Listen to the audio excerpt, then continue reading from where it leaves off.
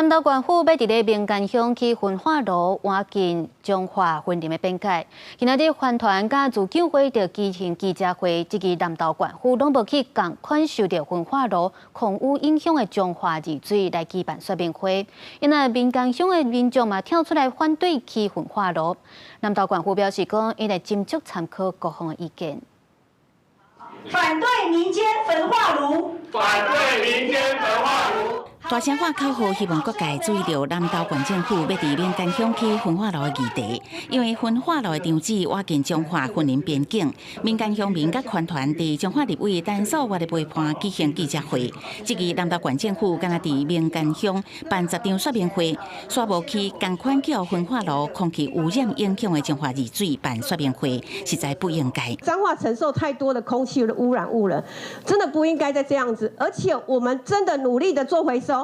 民间焚化炉不应该来盖，还有我们现在全台湾的焚化炉已经够多了。焚化炉它排出的这些大药氢，那事实上是没有办法哦，它的半衰期是7到8年哦，这是很严重的，而且是你一旦运作，它就是每日排出。民间乡自救会嘛认为，焚化炉所产生的粉尘会影响到茶的生产，产生的戴奥辛也影响乡民的健康。甲乡长做伙表达不欢迎乡内去焚化炉的态度。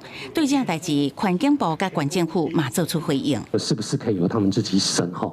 那还是要跟大家说明哈，因为目前的规定就是如此哈，它的确是地方审查案件，交给这个专家学者委员来进行审查。好，那也要请大家相信这个专家学者委员的一个专业。这个地点在南投县境内，我们当然依照环评法的各项规定，都会逐一去完成应该有的进度跟程序啦。对这代志，南投县政府表示，各方的意见拢会谨慎参考。